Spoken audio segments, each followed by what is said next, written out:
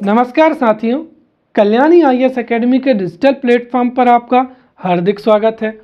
पिछले लेक्चर में हमने संयोजकता एवं रासायनिक बंधों को बहुत ही अच्छे से पढ़ा एवं समझा था। इस लेक्चर में हम आवर्तता एवं आवर्त सारणी को बहुत ही अच्छे से पढ़ेंगे एवं समझेंगे। तो शुरू करते हैं आवर्तता या पीरियोडिसिटी से। देखिए, ज्ञात तत्वों को समझने के लिए तथा ज्ञात तत्वों के गुणों के अध्ययन के लिए उनको व्यवस्थित करना अति अनिवार्य है। जब तत्वों को व्यवस्थित करने का प्रयास किया गया और तत्वों को परमाणु द्रव्यमान के आधार पर व्यवस्थित किया गया तो यह देखा गया कि निश्चित परमाणु द्रव्यमान संख्या के पश्चात समान गुणों वाले तत्वों की पुनरावृत्ति हो रही है। अर्थात यदि हम तत्वों को परमाणु द्रव्यमान या परमाणु संख्या के आधार पर व्यवस्थित करते हैं तो एक निश्चित अंतराल पश्चात समान गुणों वाले तत्वों की पुनरावृत्ति होती है। अर्थात तत्वों के गुणों की पुनरावृत्ति के इस गुण को ही तत्वों की आवर्तता कहते हैं। राइट। शुरुआत में डावेराइनर ने, न्यूसलैंड ने परमाणु द्रव्यमान के आधार पर तथा जो आधुनिक जो आवर्त सारणी है उसमें तत्वों को परमाणु क्रमांकों के आधार पर जो है वो वर्गीकृत किया गया है। दरअसल वर्तमान समय में तत्वों को व्यवस्थित किया गया है परमाणु क्रमांक के आधार पर। राइट। क्योंकि जब परमाणु द्रव्यमान के आधार पर तत्वों को व्यवस्थित किया गया था तो उनमें कुछ न कुछ क्या थी, कमियां थी। इसीलिए वर्तमान समय में जो आधुनिक आवर्त सारणी है उसमें जब परमाणु तत्वों को हम परमाणु क्रमांक के आधार पर व्यवस्थित करते हैं तो आवर्तता का जो गुण है वो प्रदर्शित हो सकता है।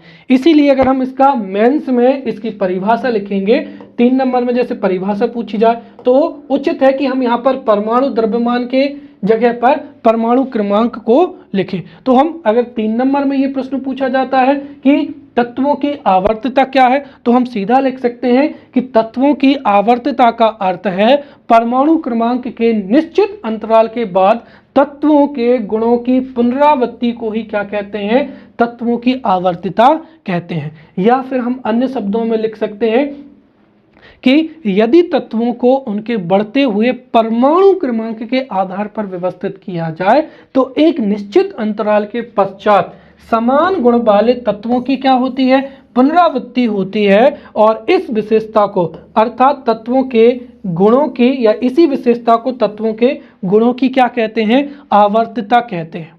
राइट। और सामान्यतः यह देखा जाता है कि तत्वों के गुणों में जो पुनरावृत्ति है वो 2, 8, 18 या 32 परमाणु क्रमांकों के अंतराल पर पाई जाती है। क्योंकि 2, 8, 18 और 32 जो परमाणु क्रमांक है उसके बाद में तत्वों के इलेक्ट्रॉनिक विन्यास में जो कक्षाएं हैं या कोष हैं, राइट, या सेल्स हैं, राइट, उनमें परमाणु जो संख्या जब समान होती है तो तत्वों के गुणों में भी क्या होती है, समानता होती है।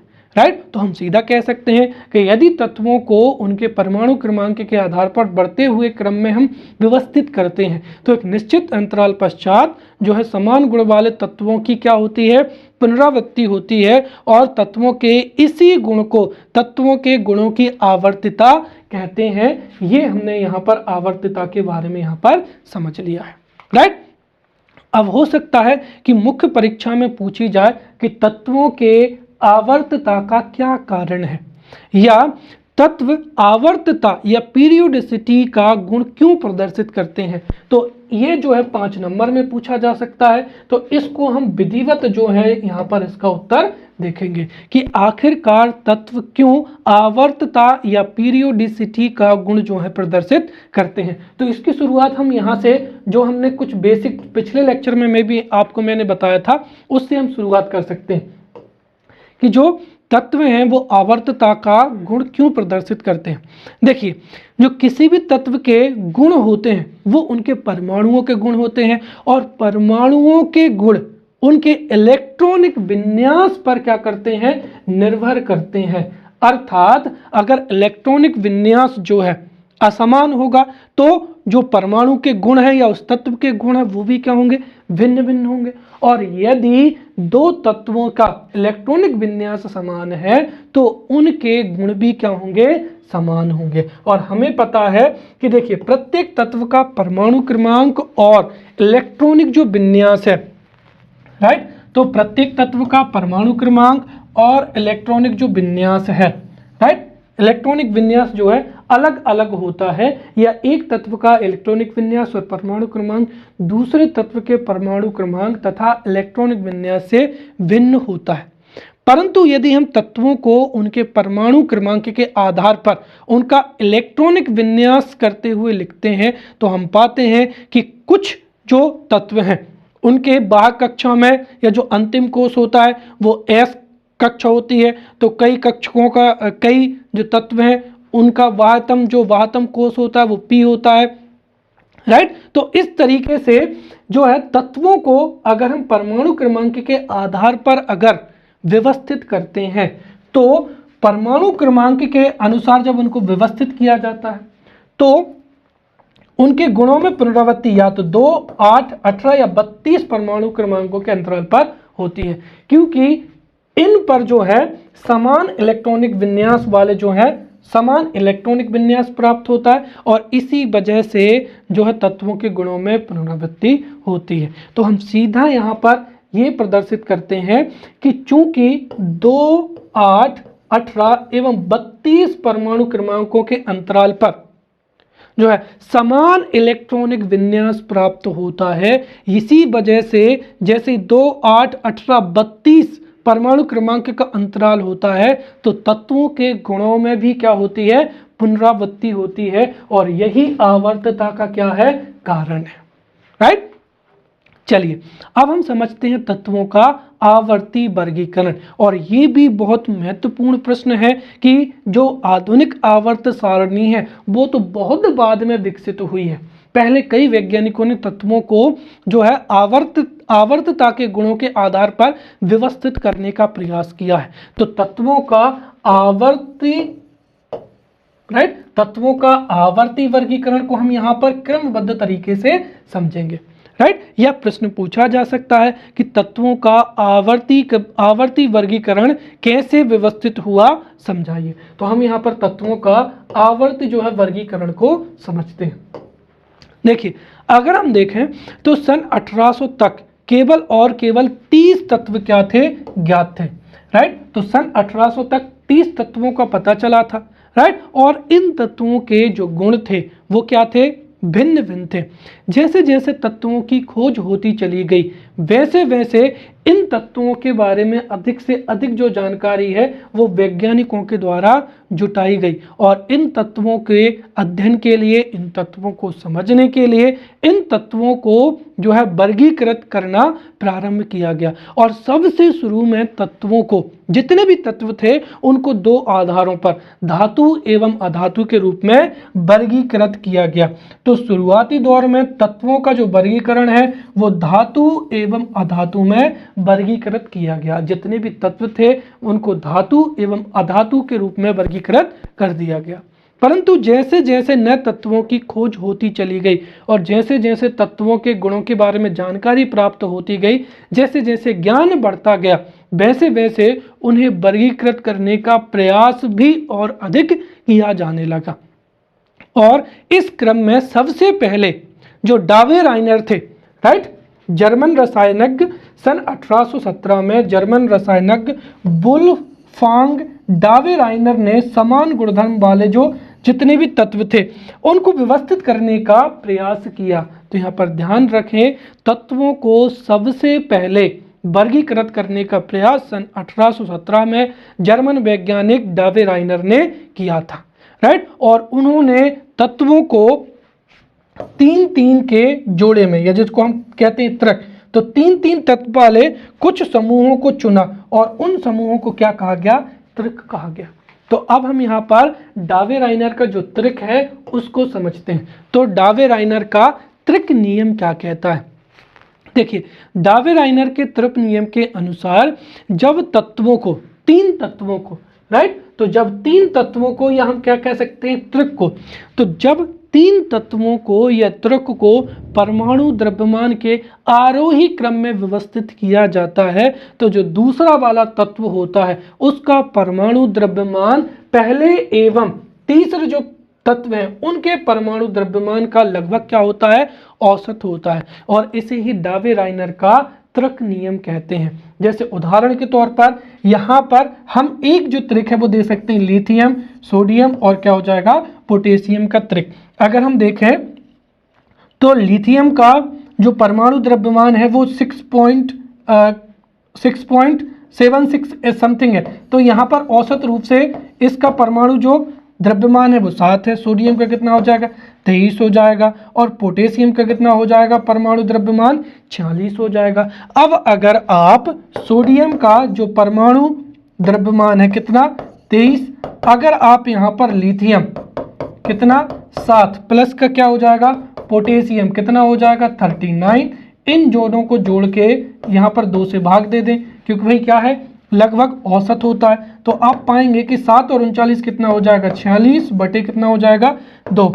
अर्थात अगर हम देखें तो हम सीधा सीधा कह सकते हैं कि यहाँ पर जो लिथियम 7 और पोटेशियम 39, राइट, इन दोनों का जो औसत है वही क्या है, सोडियम का परमाणु द्रव्यमान है। और यही क्या है, डावे-राइनर का त्रिक है। तो डावे-राइनर का त्रिक बिल्कुल सरल है। अगर हम तीन तत्वों को, राइट, तो डावे-राइनर के त्रिक सिद्धांत के अनुसार यदि तीन तत्वों को या त्रिक को उनके परमाणु द्रव्यमान के आरोही क्रम में व्यवस्थित करते हैं, तो जो दूसरा वाला तत्व है उसका द्रव्यमान अन्य दो तत्वों के द्रव्यमान का औसत होता है। और इसी ही हम क्या कहते हैं, डावे-राइनर का जो है त्रिक कहते हैं। उदाहरण के तौर पर लिथियम, सोडियम और पोटेशियम हो जाएगा।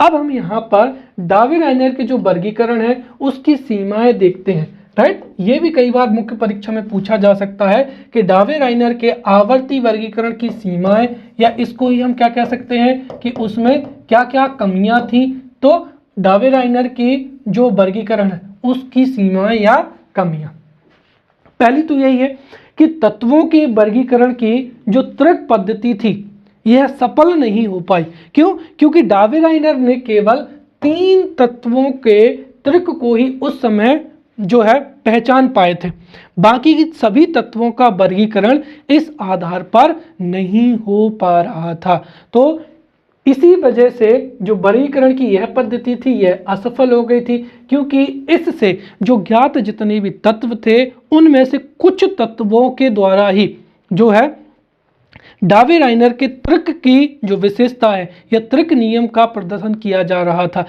बाकी जो जितने भी तत्व थे उनका वर्गीकरण इस नियम के आधार पर नहीं हो पा रहा था। यह डावे-राइनर के वर्गीकरण की सीमा या कमियां थी। अब हम यहाँ पर समझते हैं कि डावे-राइनर के वर्गीकरण का महत्व क्या था, राइट। सबसे पहली चीज तो ये थी कि डावे-राइनर ने सबसे पहले जो प्लेटिनम था उसको उत्प्रेरक के रूप में पहचाना था तथा समान त्रिक की खोज की। तो एक तरीके से अगर हम देखें तो डावे-राइनर वे पहले व्यक्ति थे जिन्होंने सन 1817 में सबसे पहले तत्वों को परमाणु द्रव्यमान के आधार पर व्यवस्थित करने का प्रयास किया था। अर्थात डावे-राइनर पहले व्यक्ति थे जिन्होंने समान त्रिक की क्या की थी, खोज थी। और इसी वजह से तत्वों की आवर्त सारणी का जो विकास है वह विकास होने की शुरुआत हुई, और विकास होने में यहीं से प्रेरणा मिली, या फिर हम कह सकते हैं कि यहीं से तत्वों की आवर्त सारणी का जो है विकास की शुरुआत हुई, राइट। अब उसके बाद में आ जाएगा न्यूजीलैंड का अष्टक नियम हो जाएगा।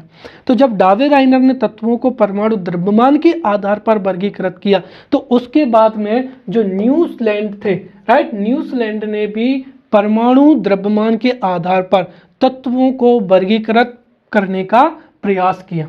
और ये सुन उन्होंने किसमें, 1866 में। तो 1866 में अंग्रेज वैज्ञानिक जो जॉन न्यूजीलैंड थे उन्होंने भी तत्वों को जो है द्रव्यमान के आरोही क्रम में व्यवस्थित किया, और उन्होंने ये पाया कि जो सबसे कम परमाणु द्रव्यमान वाले तत्व हैं, राइट, जो है हाइड्रोजन, उससे उन्होंने प्रारंभ किया और उस समय तक ज्ञात जितने भी तत्व थे, राइट, 56वें तक, उस तत्व तक जो था इसको वहां तक इसको प्रारंभ किया। तो 1 से लेकर 56 तक इन तत्वों को परमाणु द्रव्यमान के आधार पर क्या किया था, व्यवस्थित किया था, और इस व्यवस्था के आधार पर उन्होंने अपना नियम दिया था।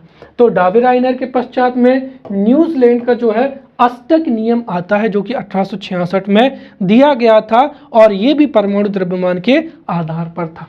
अब ये 5 नंबर में पूछा जा सकता है कि न्यूजीलैंड का अष्टक नियम क्या है। तो शुरू में हमको परिभाषा लिखनी है या एक तरीके से इंट्रोडक्शन लिखना है यहाँ पर, और फिर हम यहाँ पर न्यूजीलैंड का जो है अष्टक नियम को बहुत ही अच्छे से जो है मुख्य परीक्षा में लिख सकते हैं। पहला क्या है कि देखिए, न्यूजीलैंड के अष्टक नियम के अनुसार जब ज्ञात तत्वों को परमाणु द्रव्यमान के आधार पर आरोही क्रम में, किसमें, परमाणु द्रव्यमान के आधार पर आरोही क्रम में व्यवस्थित किया जाता है, तो प्रत्येक 8वें तत्व का गुणधर्म पहले तत्व के गुणधर्म के क्या होता है, समान होता है, राइट। तो न्यूजीलैंड के अष्टक नियम के अनुसार जब तत्वों को परमाणु द्रव्यमान के आरोही क्रम में व्यवस्थित किया जाए तो प्रत्येक 8वें तत्व का जो गुणधर्म है वो पहले तत्व के गुणधर्म के समान होता है, राइट। उदाहरण के लिए जैसे लिथियम है, तो लिथियम का परमाणु द्रव्यमान क्या हो जाएगा, 3 हो जाएगा, और सोडियम का कितना हो जाएगा, 11। तो न्यूजीलैंड के अष्टक में लिथियम एवं सोडियम के गुणधर्म क्या थे, समान थे। लिथियम जो है तीसरा तत्व है और सोडियम का क्या है, 11वां तत्व है, राइट। वैसे ही उसका कारण क्या है कि जो सोडियम है वो लिथियम के बाद 8वां तत्व है, राइट। इसी तरह से अगर हम देखें तो बेरिलियम और मैग्नीशियम में भी क्या है, अधिक समानता है। तो ये हो जाएगा न्यूजीलैंड का अष्टक नियम। अब न्यूजीलैंड के वर्गीकरण की सीमाएं क्या थी वो हम समझते हैं। महत्व आपको पता ही है कि जो आधुनिक तत्वों को वर्तमान समय में जिस आधुनिक आवर्त सारणी में व्यवस्थित किया गया है उसको डावेराइनर ने उसकी शुरुआत की थी, जिसको आगे किसने बढ़ा था, न्यूजीलैंड ने। तो न्यूजीलैंड का महत्व यही है। और अगर हम देखें तो इसके वर्गीकरण की सीमाएं या क्या हो जाएंगी, कमियां, ये भी जो है मुख्य परीक्षा में पूछी जा सकती है कि न्यूजीलैंड के वर्गीकरण की सीमाएं या कमियां कौन कौन सी हैं। तो सबसे पहली कमी तो यही है कि न्यूजीलैंड ने हाइड्रोजन से लेकर 56वें तत्व तक जो है व्यवस्थित किया था, लेकिन न्यूजीलैंड का जो अष्टक नियम था वो केवल और केवल कैल्शियम तक ही लागू होता था, राइट। कैल्शियम के बाद के जितने भी तत्व थे उनके जो था तो कैल्शियम के बाद के जितने भी तत्व थे उनमें जो अष्टक नियम था ये लागू नहीं होता था। तो न्यूजीलैंड का अष्टक नियम जो था केवल और केवल उससे कुछ तत्वों के द्वारा ही जो है न्यूजीलैंड के अष्टक नियम का प्रदर्शन किया जाता था, और कैल्शियम के बाद वाले जितने भी तत्व थे उनके द्वारा जो था न्यूजीलैंड का अष्टक नियम इसका प्रदर्शन नहीं किया जाता था। या हम ये कहें कि कैल्शियम के बाद के जितने भी तत्व थे उसके बाद में प्रत्येक 8वें तत्व का गुणधर्म पहले तत्व से नहीं मिलता था, राइट।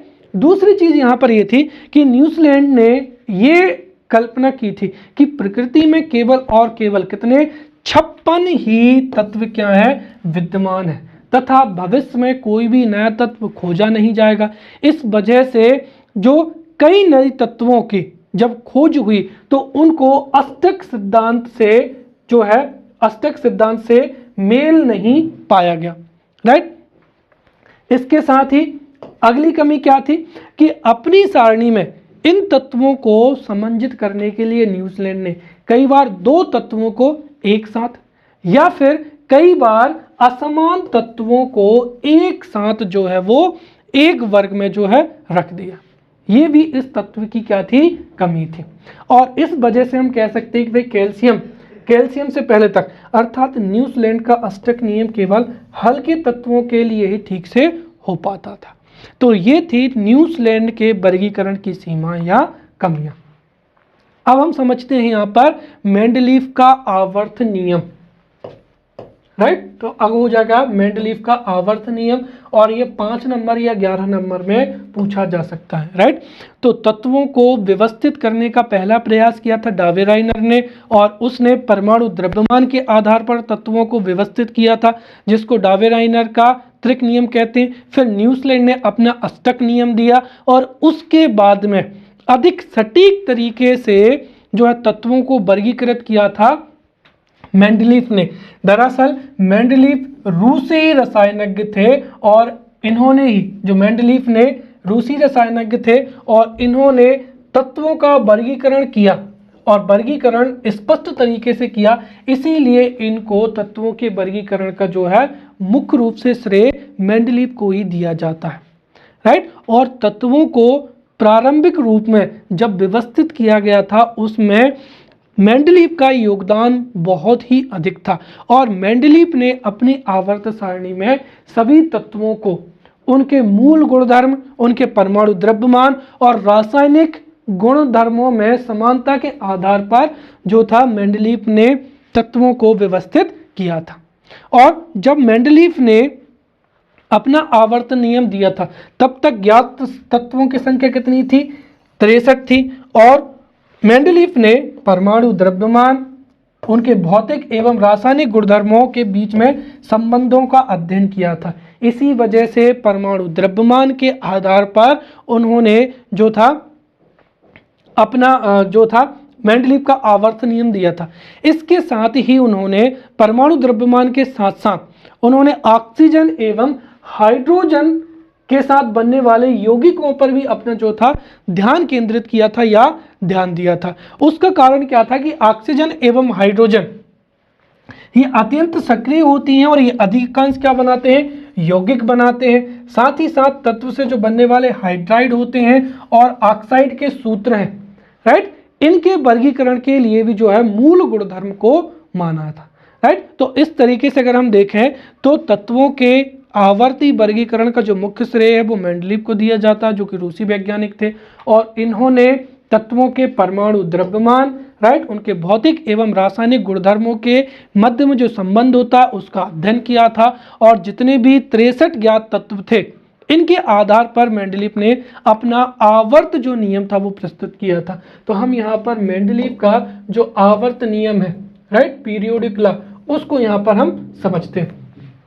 तो मेंडलीव के आवर्त नियम के अनुसार तत्वों को यदि उनके परमाणु भारों के आधार पर व्यवस्थित किया जाए तो तत्व के गुण परमाणु भारों के क्या होते हैं? आवर्ती फलन होते हैं।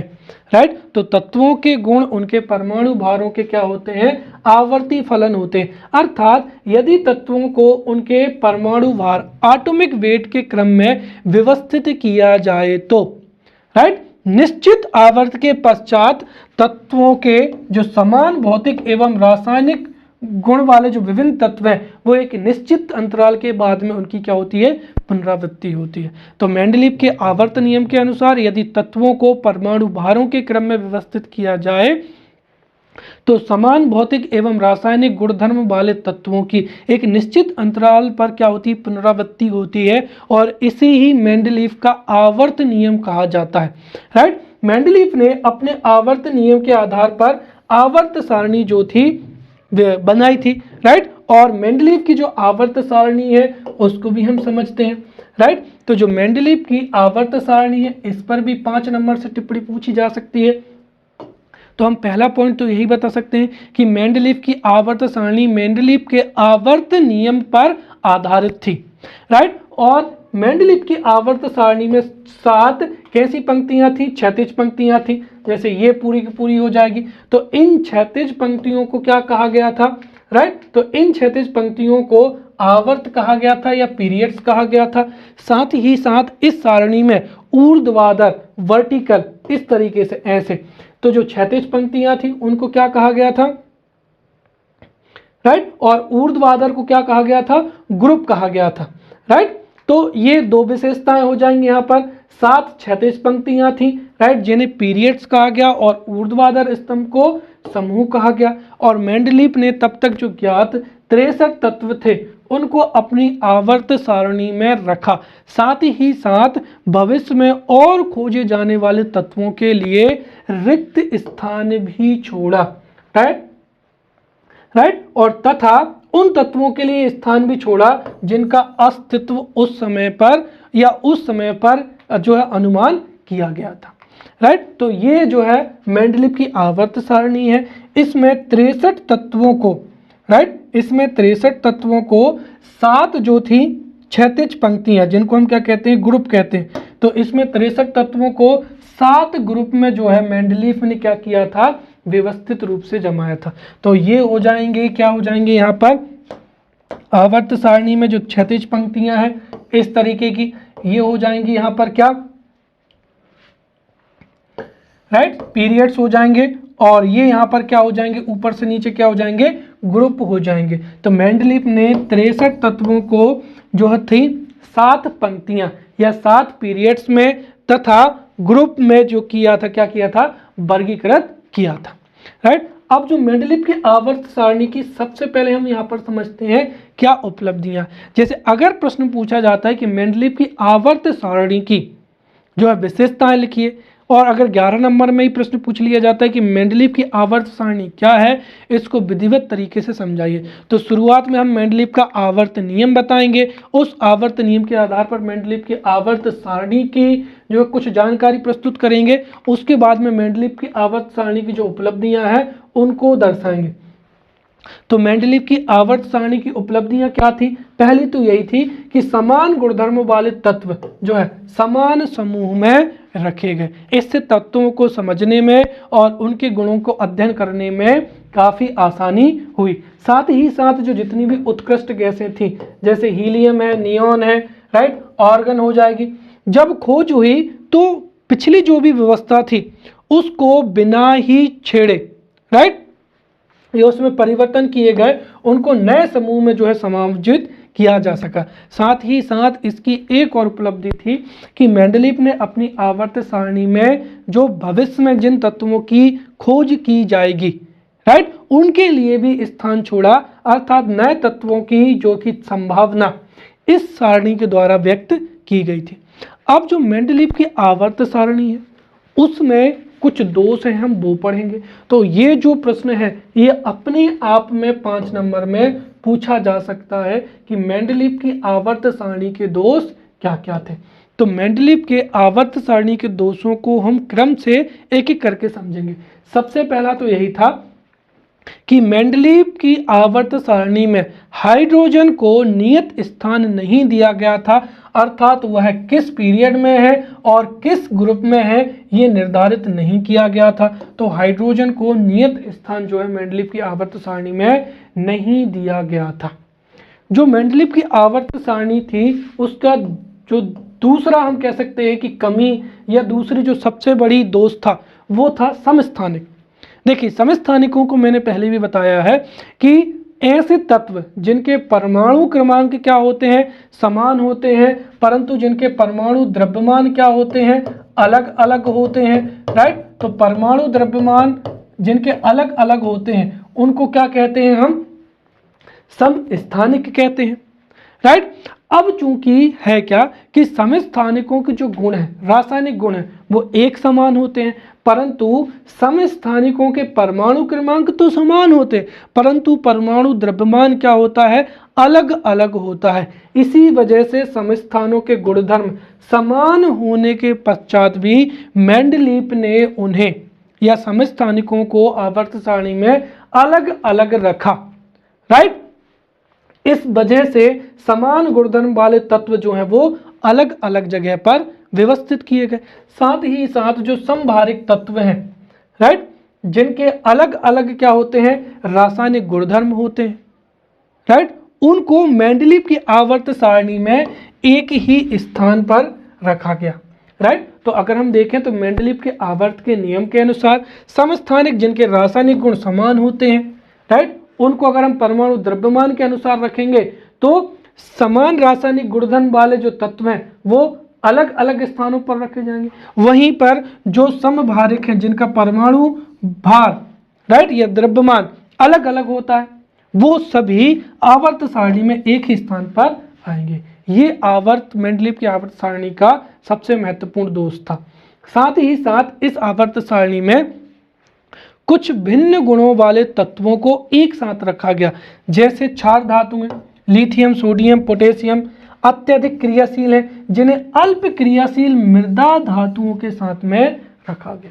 और हमने तो देखा था कि सोडियम और जो पोटेशियम है वो इतनी अभिक्रियाशील है कि अगर इनको वायु में छोड़ दिया जाए तो ये तुरंत ही क्या कर लेती हैं, आग पकड़ लेती हैं। इसीलिए तो इनको मिट्टी के तेल में जो है मिट्टी के तेल में रखा जाता है। तो जो है क्षार धातुओं को अल्प क्रियाशील मृदा धातुओं के साथ में रखा गया। उसके साथ ही जो लैंथेनाइड है या एक्टिनाइड श्रेणी के जो तत्व हैं उनको आवर्त सारणी में कोई स्थान नहीं दिया गया था। ये मेंडलीव की आवर्त सारणी के क्या हो जाएंगे, दोष हो जाएंगे। राइट, अब हम समझते हैं यहाँ पर आधुनिक आवर्त नियम। राइट, यह क्या हो जाएगा, मॉडर्न पीरियोडिक लॉ हो जाएगा और इसी पर आधारित है हमारी आधुनिक आवर्त सारणी। तो सबसे पहले हम यहाँ पर समझते हैं आधुनिक आवर्त नियम। ये भी जो है 5 नंबर में प्रश्न पूछा जा सकता है कि आधुनिक आवर्त नियम क्या है, समझाइए, या आधुनिक आवर्त नियम का प्रतिपादन किसके द्वारा किया गया है। तो यहाँ पर समझते हैं जो आधुनिक आवर्त नियम है ये भी तत्वों के व्यवस्थीकरण से संबंधित है और आधुनिक आवर्त नियम का प्रतिपादन सन 1913 में हेनरी मोजले ने जो है प्रतिपादित किया था। तो सन 1913 में हेनरी मोजले ने आधुनिक आवर्त नियम प्रस्तुत किया था और उन्होंने बताया था कि यदि तत्वों को हम परमाणु द्रव्यमान की जगह अगर परमाणु संख्या के आधार पर व्यवस्थित करें तो ये परमाणु संख्या जो है ये अधिक आधारभूत गुणधर्म है। राइट, और इस वजह से तत्वों का व्यवस्थीकरण भी क्या होगा और व्यवस्थित हो जाएगा। तो हेनरी मोजले ने बताया कि परमाणु द्रव्यमान की जगह पर परमाणु द्रव्यमान की जगह पर परमाणु क्रमांक के आधार पर तत्वों को व्यवस्थित करना चाहिए, क्योंकि जो परमाणु संख्या है, परमाणु क्रमांक या परमाणु संख्या ये अधिक आधारभूत क्या है, गुणधर्म है। राइट, और इसी वजह से जो आधुनिक आवर्त नियम है उसके अनुसार तत्वों के गुणधर्म उनकी परमाणु संख्या के क्या होते हैं, आवर्ती फलन होते हैं। तो यहाँ पर मेंडलीव का जो आवर्त नियम है और आधुनिक आवर्त नियम इसमें थोड़ा सा अंतर है। मेंडलीव के आवर्त नियम के अनुसार जो है तत्वों के गुणधर्म उनकी परमाणु भारों के क्या होते हैं, आवर्ती फलन होते हैं। वहीं आधुनिक आवर्त नियम के अनुसार तत्वों के गुणधर्म उनके परमाणु क्रमांकों के क्या होते हैं, आवर्ती फलन होते हैं। अर्थात यदि तत्वों को उनके परमाणु क्रमांक के आधार पर व्यवस्थित किया जाए तो समान भौतिक एवं रासायनिक गुणों वाले जो तत्व हैं उनकी एक निश्चित अंतराल के पश्चात में क्या होगी, पुनरावृत्ति होगी और इसे ही आधुनिक आवर्त नियम कहते हैं। राइट, दरअसल जो आधुनिक नियम है उसके अनुसार ही मेंडलीव की आवर्त सारणी में क्या किया गया, परिवर्तन किया गया था तथा परमाणु संख्या के आधार पर जो ज्ञात तत्व थे उनको व्यवस्थित किया गया और उससे जो आवर्त सारणी प्राप्त हुई उसे ही क्या कहा जाता है, आधुनिक आवर्त सारणी कहा जाता है। राइट, तो ये हो गया आधुनिक आवर्त नियम। राइट, जिसमें मुख्य कौन है, जो है हेनरी मोजले थे। अब हम देखते हैं यहाँ पर आधुनिक आवर्त सारणी या मॉडर्न पीरियोडिक टेबल कहते हैं। तो देखिए आधुनिक आवर्त सारणी विकसित की गई थी बोहर के द्वारा और दरअसल बोहर ने मोजले के आधुनिक आवर्त नियम के आधार पर ही जो आवर्त सारणी तैयार की थी उस आवर्त सारणी को ही दीर्घ आवर्त सारणी या आधुनिक आवर्त सारणी कहते हैं। राइट, तो हमने देखा था कि आधुनिक आवर्त नियम क्या है। आधुनिक आवर्त नियम के अनुसार में यदि तत्वों को तत्वों के गुणधर्म उनके परमाणु क्रमांकों के आवर्ती फलन होते हैं और यही मोजले का आधुनिक आवर्त नियम था। इसी आधार पर बोहर ने जो आवर्त सारणी तैयार की थी उसे ही हम दीर्घ आवर्त सारणी या आधुनिक आवर्त सारणी कहते हैं और इसमें तत्वों को व्यवस्थित किया गया है उनके परमाणु क्रमांकों के आधार पर। जो आधुनिक आवर्त सारणी है उसमें जो 7 क्षैतिज पंक्तियां हैं, राइट, या 7 क्षैतिज जो पंक्तियां हैं या फिर खाने हैं, उनको क्या कहा जाता है? आवर्त या पीरियड्स कहा जाता है। साथ ही आधुनिक आवर्त सारणी में जो 18 ऊर्ध्वाधर खाने हैं या ऊर्ध्वाधर स्तंभ हैं, उनको क्या कहा जाता है? समूह या वर्ग कहा जाता है, राइट। तो अब यहां पर जो है हम आधुनिक आवर्त सारणी में आवर्त को पढ़ेंगे या पीरियड्स को पढ़ेंगे। तो जो आधुनिक आवर्त सारणी है उसमें पीरियड की संख्या कितनी है? 8 है। जैसे एक तो ये हो जाएगी, राइट, एक यहां पर ये हो जाएगी। तो आप समझिए जो आवर्त एक है, राइट, जो क्षैतिज पंक्तियां हैं, जो क्षैतिज खाने हैं, उनको ही हम आवर्त या पीरियड कहते हैं। तो पहले आवर्त में केवल और केवल हाइड्रोजन और क्या हो जाएगा? हीलियम हो जाएगा। तो जो आधुनिक आवर्त सारणी है उसमें कुल कितने आवर्त हैं? 7 आवर्त हैं, जिसमें से प्रथम आवर्त में केवल 2 तत्व हैं। एक कौन सा हो जाएगा? यहाँ पर हाइड्रोजन हो जाएगा ये, और दूसरा क्या हो जाएगा? हीलियम हो जाएगा। फिर अगर हम देखें तो दूसरा और तीसरा जो आवर्त है, राइट, दूसरा और जो तीसरा आवर्त या पीरियड है उसमें तत्वों की संख्या कितनी हो जाएगी? अगर आप देखें तो 3 और 3 6 और 2 कितनी हो जाएगी? 8 हो जाएगी। तो यहाँ पर दूसरे एवं तीसरे तत्व में कितने? दूसरे एवं तीसरे आवर्त में 18 तत्व हैं। तो प्रथम आवर्त में 2 तत्व हैं, इसीलिए इसको अति लघु आवर्त कहते हैं, राइट, ये वाला अति लघु आवर्त। फिर ये दूसरा एवं तीसरा में कितने तत्व हैं? 8 तत्व हैं, इसीलिए इसको लघु आवर्त कहते हैं। फिर यहाँ पर अगर हम देखें तो जो चौथा और पांचवा है, चौथा और पांचवें आवर्त में 18 तत्व हैं, जिन्हें हम क्या कहते हैं? दीर्घ आवर्त कहते हैं। ये हो जाएगा चौथा और ये हो जाएगा पांचवा। इनमें कुल तत्वों की संख्या कितनी है? यहाँ पर भी 18, यहाँ पर भी 18 है। ये कितनी हो जाएगी? यहाँ पर पहला आवर्त में कितने तत्व हैं? 2 तत्व हैं, अति लघु आवर्त। फिर यहाँ पर भी 8, यहाँ पर भी 8, राइट। तो जो हमारी कक्षाएं वो आप याद रखें, 2 8 18 और फिर क्या हो जाएगी? 32 हो जाएगी। तो इनमें कितने तत्व हैं, राइट? दूसरे और तीसरे आवर्त में कितने तत्व हैं? 8 तत्व हैं। और फिर चौथे और पांचवें में कितने हो जाएंगे? 18 तत्व, जिसको हम दीर्घ आवर्त कहते हैं, राइट। इसके साथ ही फिर जो छठे आवर्त हैं उसमें कितने तत्व हैं? 32 तत्व हैं, राइट, और इसे अति दीर्घ आवर्त कहते हैं, राइट। फिर जो 7वां आवर्त है वो अपूर्ण दीर्घ आवर्त है, राइट, जिसमें कितने? 24 तत्व ज्ञात हैं, बाकी तत्वों की खोज होना बाकी है। तो पहले आवर्त में 2 तत्व अति लघु आवर्त, फिर 8 तत्व लघु आवर्त, राइट, फिर 18 तत्व जिसको हम क्या कहते हैं? दीर्घ आवर्त, राइट, चौथा और पांचवा। छठवें में कितने तत्व हैं? 32 तत्व हैं, अति दीर्घ आवर्त, और इसमें अभी कितने? 24 तत्व हैं, बाकी की खोज होना जो है बाकी है। तो अगर आप देखें तो 2 8 18 32 वही जो क्रम है वो यहाँ पर भी चल रहा। क्लियर? अब हम जो है आधुनिक आवर्त सारणी में वर्ग या ग्रुप जो है मॉडर्न पीरियड टेबल में देखेंगे। तो आधुनिक आवर्त सारणी में कुल कितने वर्ग हैं? 18 वर्ग हैं, और इन वर्गों को 1 से 18 तक जो है वो विभक्त किया गया है। ये 1 हो जाएगा, 2 3 4 5 6 7 8 9 10, ये पूरे के पूरे क्या हो जाएंगे? 18 वर्ग हो जाएंगे।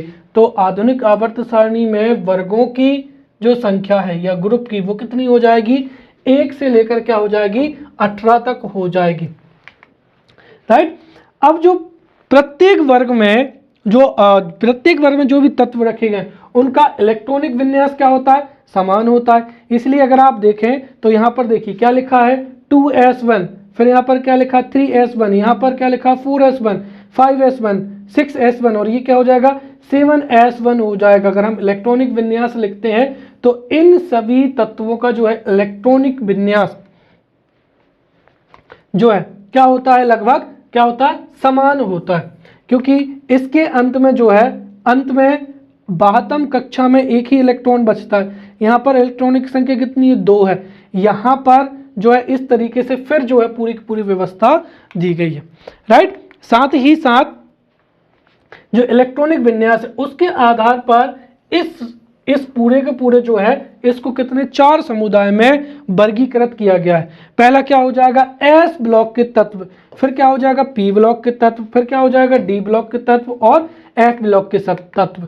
तो अगर हम देखें तो जो हमारी आधुनिक आवर्त सारणी है उसमें अगर हम देखें 1 और 2, राइट, जो ग्रुप है, ग्रुप फर्स्ट एंड सेकेंड, ये क्या हो जाएंगे एस ब्लॉक के तत्व, जो कि आपको अलग ही रंग के दिख रहे हैं, राइट। फिर यहां पर जो 13 है 1 और 2 ये हो जाएंगे एस ब्लॉक के तत्व, ये किसके हो जाएंगे पी ब्लॉक के तत्व, राइट। और ये यहां पर डी ट्रांजिशनल एलिमेंट हो जाएंगे, तो ये क्या हो जाएगा डी ब्लॉक एलिमेंट, और यहां पर ये क्या हो जाएंगे एफ इनर ट्रांजिशन एलिमेंट। तो ये हो जाएगा यहां पर एफ ब्लॉक के तत्व, राइट, ये पी ब्लॉक के तत्व 13 से लेकर 18 तक, राइट। 1 से 2 क्या हो जाएगा यहाँ पर एस ब्लॉक के तत्व, और बीच के ये जो हो जाएंगे ये डी ब्लॉक के क्या हो जाएंगे तत्व हो जाएंगे, जिनके गुणधर्म क्या है इनको भी हम समझेंगे लेकिन अगले लेक्चर में, राइट। अब हम देखते हैं कि आधुनिक आवर्त सारणी की उपलब्धियां या विशेषताएं कौन कौन सी हैं, ये भी मुख्य परीक्षा में प्रश्न पूछा जा सकता है। तो हम आधुनिक आवर्त सारणी की जो विशेषताएं हैं उनको एक एक करके बहुत अच्छे से समझते जाते हैं।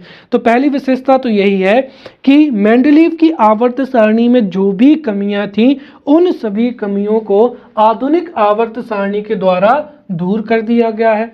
दूसरा, मेंडलीव की आवर्त सारणी में जहां पर हाइड्रोजन को नियत स्थान नहीं था, वहीं इस आवर्त सारणी में हाइड्रोजन का स्थान सुनिश्चित कर दिया गया और इसको वर्ग 1 में रखा गया। किस में रखा गया वर्ग 1 में। ये देखिए हाइड्रोजन यहां पर आता है, वर्ग 1 में इसको जो है स्थान दिया गया है, राइट।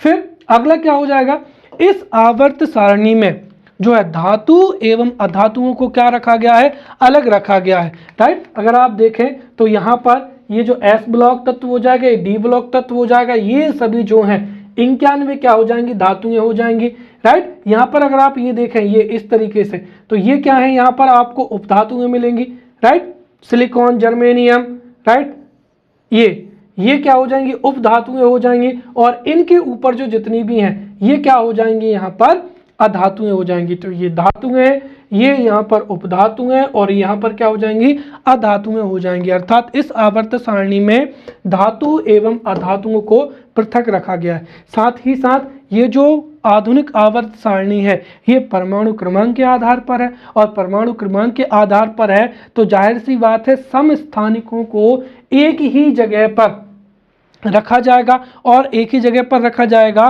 तो तत्वों के रासायनिक गुणधर्म भी क्या होंगे समान होंगे, राइट। तो चूंकि समस्थानिकों को एक ही स्थान पर रखा गया है और आवर्त में ये एक ही स्थान प्राप्त करते हैं, इसी कारण इनको क्या कहा जाता है समस्थानिक कहा जाता है, और इनके रासायनिक गुणधर्म भी समान होते हैं। फिर आवर्त सारणी में जो नवीनतम तत्व है वो परमाणु संख्या उसकी क्या है 118 है, जिसको IUPAC में नाम क्या दिया गया है ओगेने 100 नाम दिया गया, जिसको OG के द्वारा दर्शाया जाता है, राइट। और इसमें कुछ स्थान जो हैं और अन्य खोजे जाने वाले तत्वों के लिए भी छोड़े गए। तो जैसे जैसे भविष्य में और तत्वों की खोज की जाएगी उनको इस आवर्त सारणी में स्थान दिया जाएगा। फिलहाल में अगर आप देखें तो वर्तमान समय में परमाणु संख्या कितनी है 98 हो जाएगी, और 98 के बाद में अगर हम देखें तो कुछ जो महत्वपूर्ण जैसे 113वां तत्व हो जाएगा नियोनियम, जिसको NH से प्रदर्शित करते हैं, राइट। परमाणु क्रमांक 115 वाला जो परमाणु क्रमांक 115 वाला जो तत्व है वो है मास्कोवियम, जिसको MC से दर्शाते हैं। फिर 117 वाला जो तत्व है वो क्या हो जाएगा टन्नेसाइन TS से दर्शाते हैं, और 118 वाला क्या हो जाएगा ओगेनोसान हो जाएगा, जिसको OG से क्या करते हैं प्रदर्शित करते हैं, राइट। अब मेंडलीव की जो आवर्त सारणी है, राइट, अगर ये प्रश्न पूछा जाता है कि यहाँ पर ये प्रश्न पूछा जाए कि आधुनिक आवर्त सारणी की विशेषताएं क्या लिखी हैं, राइट। तो आधुनिक आवर्त सारणी की विशेषताओं में अगर हम देखें तो हमने 1, 2 और जो 3 है 3 विशेषताओं को भी हमने यहाँ पर बताया है। बाकी की जो जितनी भी विशेषताएं हैं वो क्या है कि इसने मेंडलीव के आवर्त सारणी को क्या किया है दूर किया। तो अगर ये 11 नंबर में पूछा जाता है, 5 नंबर में पूछा जाता है तो इतना पर्याप्त है, और 1-2 पॉइंट आप इसमें इंक्लूड कर सकते हैं, लेकिन 11 नंबर में यदि प्रश्न पूछा जाता है तो यहाँ से चूंकि हमने बताया कि आधुनिक आवर्त सारणी ने मेंडलीव आवर्त सारणी की सभी कमियों को दूर किया है, तो जितनी भी कमियों को दूर किया है हम उनको आधुनिक आवर्त सारणी की विशेषताओं के रूप में लिख सकते हैं। तो आधुनिक आवर्त सारणी की विशेषताओं के रूप में हम यहाँ पर दर्शा सकते हैं कि मेंडलीव की जो आवर्त सारणी है उसके दोषों का निवारण। अच्छा, इसको मैंने अलग से इसलिए भी लिखा है ताकि अगर मुख्य परीक्षा में ये भी पूछा जाए कि मेंडलीव की आवर्त सारणी के कौन कौन से दोषों को आधुनिक आवर्त सारणी के द्वारा दूर किया गया, तब भी आप इसका उत्तर आप सटीकता से लिख सकें। तो दोनों ही उत्तर, आधुनिक आवर्त सारणी की उपलब्धियां या विशेषताएं या जो है मेंडलीव की आवर्त सारणी के दोषों का जो निवारण है, इनका उत्तर क्या हो जाएगा, लगभग एक समान हो जाएगा। तो जो आधुनिक आवर्त सारणी है उसने मेंडलीव की आवर्त सारणी में कई दोषों को दूर किया, जिसमें पहला क्या हो जाएगा कि जो है अधिक परमाणु द्रव्यमान वाले जो तत्व हैं वो कम परमाणु द्रव्यमान वाले तत्व के पहले ही क्या है, रखे जाते हैं। क्योंकि सीधी सी बात है, जो आधुनिक आवर्त सारणी है उसमें तत्वों को परमाणु क्रमांक के क्रम में रखा गया है। इसकी वजह से कई बार अधिक परमाणु द्रव्यमान वाले तत्व कम परमाणु द्रव्यमान वाले तत्वों के पहले भी रखे गए हैं, राइट। उदाहरण के तौर पर क्या हो जाएगा, यहाँ पर Ar की परमाणु संख्या 18 है और पोटेशियम की परमाणु संख्या क्या है, 19 है, राइट। इसमें कोई भी विसंगति नहीं है। फिर दूसरा क्या हो जाएगा, समस्थानिकों का जो है स्थान हो जाएगा। तो चूंकि ये आधुनिक आवर्त सारणी में जितने भी तत्व हैं उनको परमाणु क्रमांक के आधार पर रखा गया है, इसीलिए समस्थानिकों को अलग अलग स्थान जो है नहीं दिया गया है, बल्कि समस्थानिकों को एक ही स्थान जो है उपलब्ध कराया गया है। फिर अगला हो जाएगा असमान गुण वाले तत्वों का अलग अलग स्थान पर क्या हो जाएगा, रखा जाएगा। अब चूंकि आधुनिक आवर्त सारणी में जो तत्व हैं उनको परमाणु क्रमांक के आधार पर या इलेक्ट्रॉनिक विन्यास के आधार पर रखा गया है, इसीलिए जो समान गुणधर्म वाले या समान इलेक्ट्रॉनिक विन्यास वाले तथा समान गुण वाले जो तत्व हैं वो एक साथ रखे गए हैं, और जो असमान गुण वाले तत्व हैं उनको अलग अलग स्थान पर रखा गया है।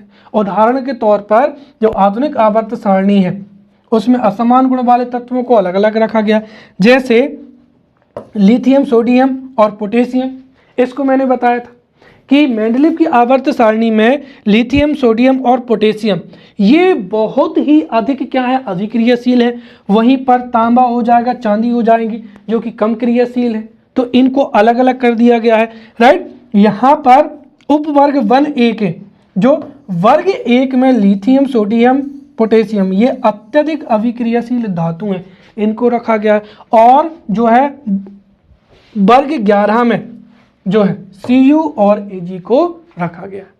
फिर उत्कृष्ट गैसों का स्थान, जो आधुनिक आवर्त सारणी है उसमें उत्कृष्ट गैसों को, राइट, वर्ग 17 जो कि क्या है, प्रबल विद्युत ऋणात्मक तत्व तथा वर्ग 1 प्रबल धनात्मक तत्व के बीच में जो है रखा गया है, राइट। और जो कि सबसे उचित क्या है यहाँ पर, व्यवस्था है। तो उत्कृष्ट गैसों को वर्ग 1 और वर्ग 17 के बीच में रखा गया है। फिर दुर्लभ मृदा तत्वों का स्थान, तो जैसे जो लेंथेनम के बाद में जितने भी 14 तत्व हैं, लेंथेनाइट्स जिनको कहा जाता है, यहाँ पर देखिए ये लेंथेनाइट्स, दरअसल अगर आप देखेंगे तो जो परमाणु क्रमांक 57 है, परमाणु क्रमांक 57 पे क्या हो जाएगा, लेंथेनम हो जाएगा। और लेंथेनम के बाद में जितने भी तत्व हैं अगर आप देखेंगे तो 72 से पहले तक, यहाँ पर 57 और यहाँ पर 72, तो 58 से लेकर यहाँ पर 71 तक जो जितनी भी दुर्लभ मृदा धातुएं हैं, साथ ही एक्टिनाइट्स, राइट, 90 से लेकर जो है 103, इनको क्या किया गया है, अलग रखा गया है, राइट। तो यहाँ पर लेंथेनम के बाद के 14 तत्वों जिनको लेंथेनाइट कहते हैं और एक्टिनियम के बाद के 14 तत्वों जिनको एक्टिनाइड कहते हैं, उनको मुख्य आवर्त सारणी के नीचे क्षैतिज पंक्तियों में रखा गया है, जो कि क्या है, उचित व्यवस्था है, राइट। अब हम यहाँ पर सबसे अंत में हो सकता है कि कभी प्रश्न पूछा जाए तो आधुनिक आवर्त सारणी के जो दोष हैं उनको हम समझते हैं। तो आधुनिक आवर्त सारणी का पहला दोष क्या है कि हाइड्रोजन है, लैंथेनाइडों, एक्टिनाइडों की जो स्थिति वो पूर्णतः निर्विवादित नहीं है, क्योंकि आज भी अलग अलग जो साइंटिस्ट हैं वो हाइड्रोजन की स्थिति, राइट, ये हाइड्रोजन की जो है उसको वर्ग एक में न रख के अलग अलग स्थानों पर रखने को लेकर भी इस पर कई वैज्ञानिक अपने अपने विचार प्रस्तुत कर चुके हैं। तो वैसे ही जो लैंथेनाइड्स हैं या एक्टिनॉइड्स हैं इनकी स्थिति को लेकर भी अलग अलग जो है विचार कई वैज्ञानिकों ने प्रस्तुत किए हैं। अर्थात जो हाइड्रोजन है, लैंथेनाइड है, एक्टिनाइड है, इसकी जो स्थिति है वो पूर्णतः निर्विवादित नहीं है। साथ ही साथ कुछ समान गुण वाले कुछ तत्व अलग अलग रखे गए हैं जैसे क्या हो जाएगा, मरकरी एवं तांबा हो जाएगा, राइट। वैसे ही क्या हो जाएगा, बेरियम हो जाएगा, और यहां पर क्या हो जाएगा, लेड हो जाएगा। तो इनके समान गुण है फिर भी इनको अलग अलग रखा गया है। तो ये है यहाँ पर आधुनिक आवर्त सारणी, जिसको हमने सबसे पहले हमने आवर्तिता को बहुत अच्छे से पढ़ा, फिर आवर्ती वर्गीकरण को समझा, उसके बाद में आधुनिक आवर्त सारणी को बहुत अच्छे से समझा। अगले लेक्चर में मिलते हैं, तब तक के लिए धन्यवाद।